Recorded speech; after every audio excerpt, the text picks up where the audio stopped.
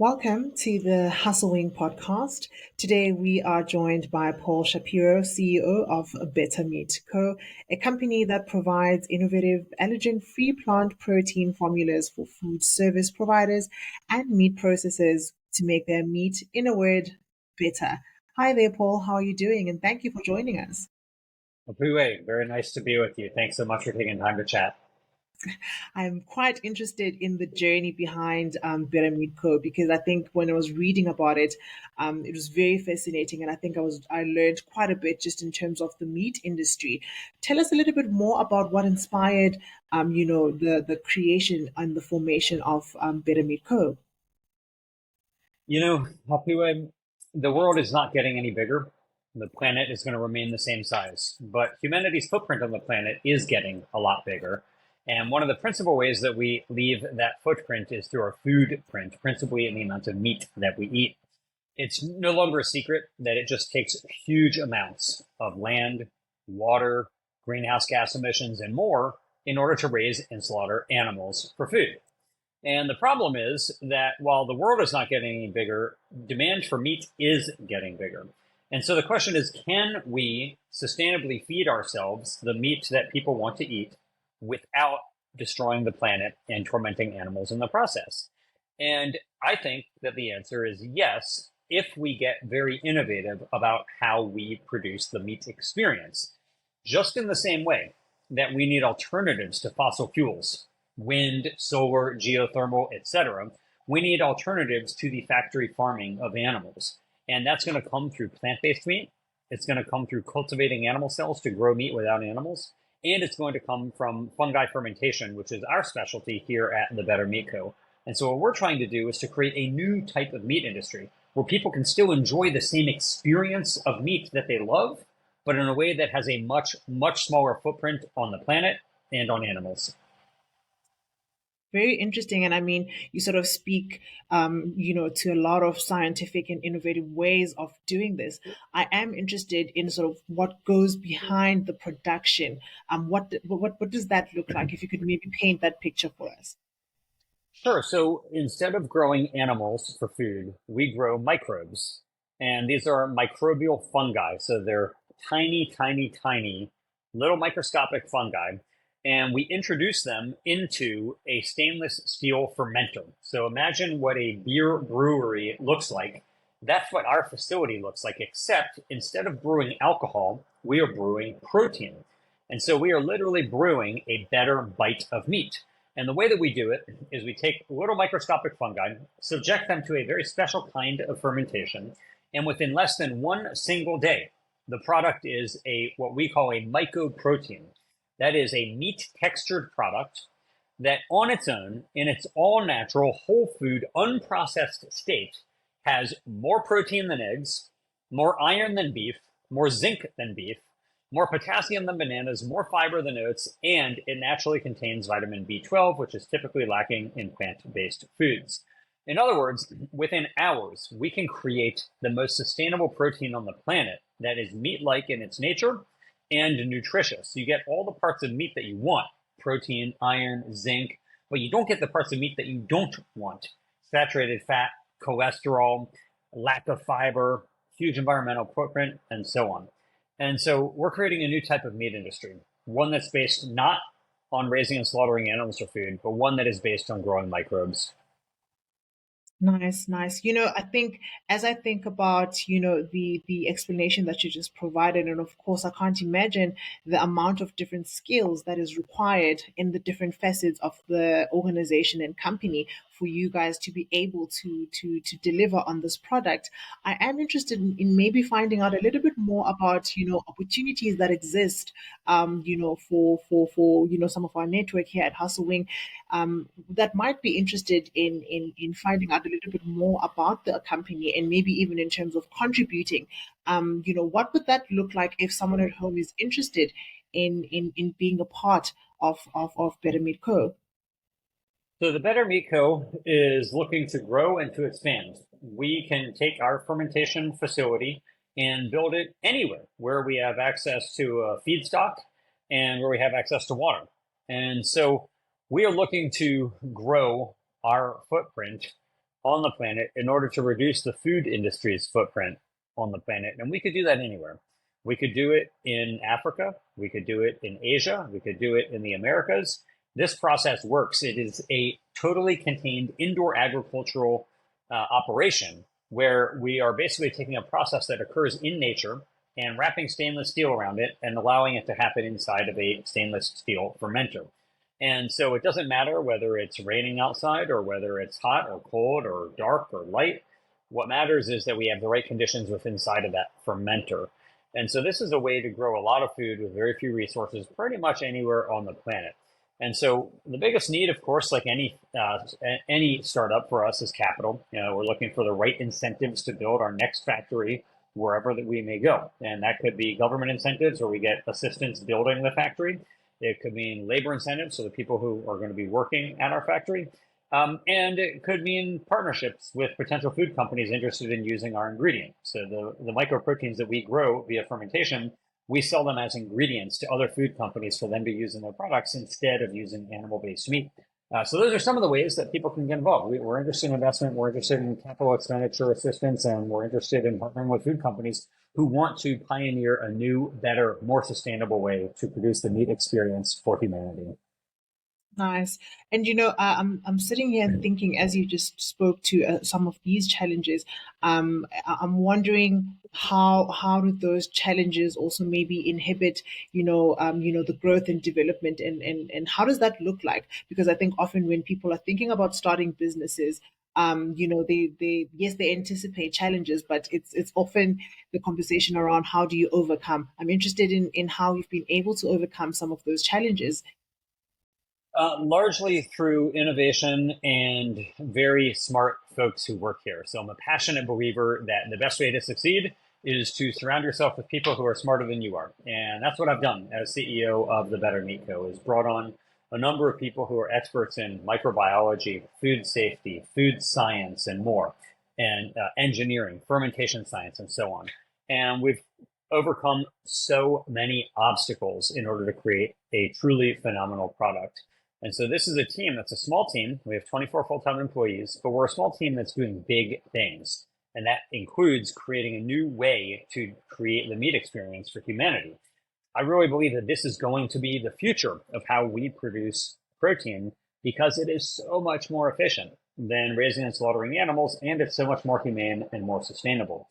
And so we can really try to create a way to interact with the rest of the creatures on our planet that is not one that's based merely on violence and domination, but rather one that is based upon compassion and respect because we don't need to exploit them so much in order to produce food.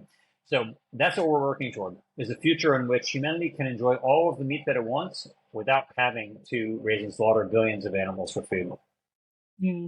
I want to go back to those opportunities because I'm sitting here and thinking that, our network also has, those engineers, has those salespeople, those content creators. And these are some of, different spaces that I think often really do well in ensuring that, startups and companies are well represented, within society in terms of visibility, in terms of, scaling up.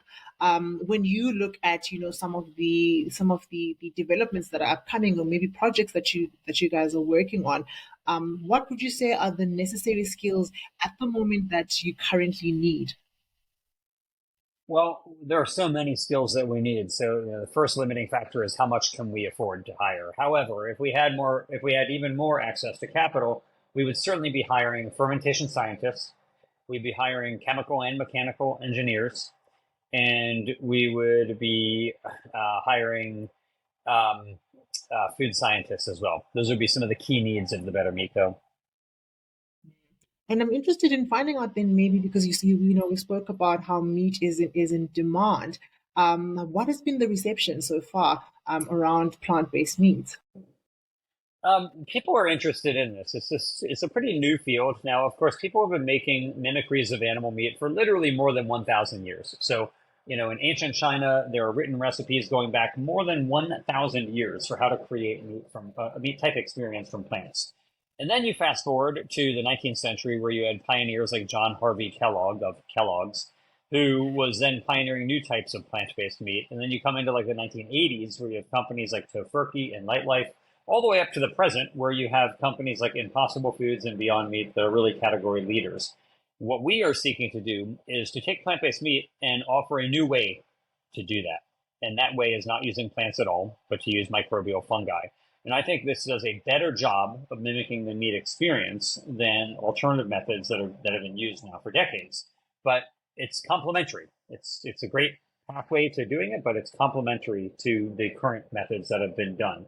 And so when people think about plant-based meat and how they react to it, mainly they're reacting to like one or two brands that they've tried. Now, you may not like a product from one brand, but you may like a product from another brand, just like any food. You may think this I like this company's burgers, but I don't like that company's burgers.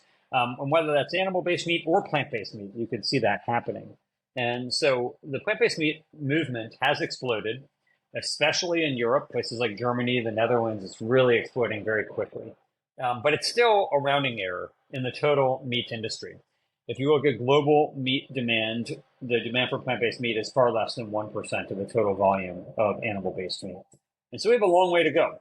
In the same way that we want to see renewables like wind and solar take over large percentages of the energy grid globally, we want to see renewables like fungi proteins, plant-based proteins, and so on take over a large portion of the meat industry as well. Mhm. Would you say that the meat industry is ready to undertake this transformation? It depends on which company. So there isn't a monolithic meat industry. There are numerous companies. I'll give you an example. Think about, for example, what happened in film. In the 1990s, you had Kodak and you had Canon, and they were vying for supremacy in the film market. They both knew about digital, and they both knew that digital could totally cannibalize their core business, which was, negatives, gelatin-based film, darkroom chemicals, and all the other things you needed to make print photographs. However, Kodak was concerned that it would cannibalize their core business, so they didn't pursue it. Whereas Canon thought this will cannibalize our core business, and that's why we should pursue it. And we all know what happened. You fast forward to a couple of decades later, and Kodak went bankrupt, and Canon became the largest manufacturer of digital cameras on the planet. Now, and today, 99% of photos that are taken are digital, not print. And so there are many meat companies that are like Kodak. They think, well, we've been slaughtering animals for years, for thousands of years, so we're going to keep slaughtering animals for thousands of years. But there are many other meat companies who are far more forward thinking, like Canon. And they're saying, well, yes, we've done it in one way for a very long time, but there's a new method that is even better than the old, and we think it can take over the future of our industry, and so we're going to pursue it. And that's why you see a number of meat companies investing in plant-based meat, launching their own plant-based meat lines, building their own factories to produce alternative meats and more. And so I think that some of the meat industry, yeah, are more backward looking, but there are others that are far more forward thinking. I am interested then maybe, in some of the products, because I mean, obviously when we think about meat, it's not only just, meat in the sense of traditional meat, like, oh, I'm getting chicken. You have different types of meat. Is that something that you guys are looking into in terms of also then producing different kinds of meat?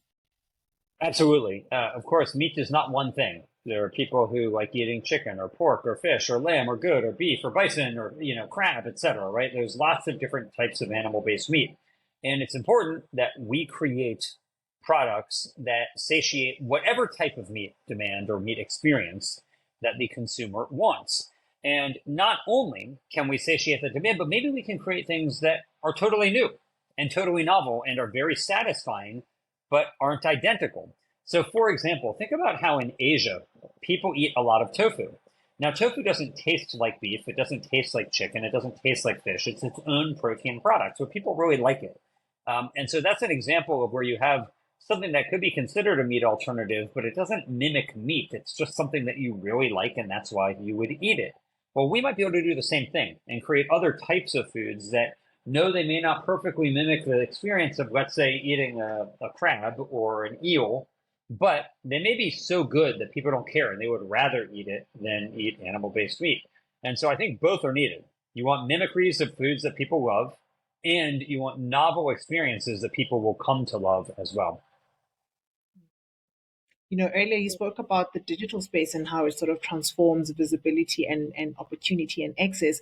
I want us to go back there. If I'm sitting at home and I'm sort of trying to figure out how I get into the space, and specifically the Better Meet Co, where can our audience and our network find you on social media platforms or even websites? How can they navigate the space? That's very kind of you. People can visit us at bettermeat.co. Again, that's bettermeat.co, and get in touch with us. Message us, let us know. Are you interested in working for us? Are you interested in investing in the company? Are you interested in buying product? How would you like to intersect and help build a better future for the meat industry? One where we can have all the meat that we want, but not have to destroy the planet in the process of producing it. That's what we are seeking to build. And if you share that vision, we want to hear from you. Nice. Are you guys available on any social media platforms? We are. So you can go to Better Meat Co. on any of the major social media platforms and you will find us there. Again, it's just Better Meat Co. CO. Thank you so much, Paul, for your time. Really insightful conversation. Apiwe, it's really a pleasure. Thanks so much. Greetings from California all the way to South Africa. I presume it must not be a good time of day for you to be doing this interview, but I hope it's not at least in the middle of the night. It is definitely not, but look, great Okay. conversations, learning a lot.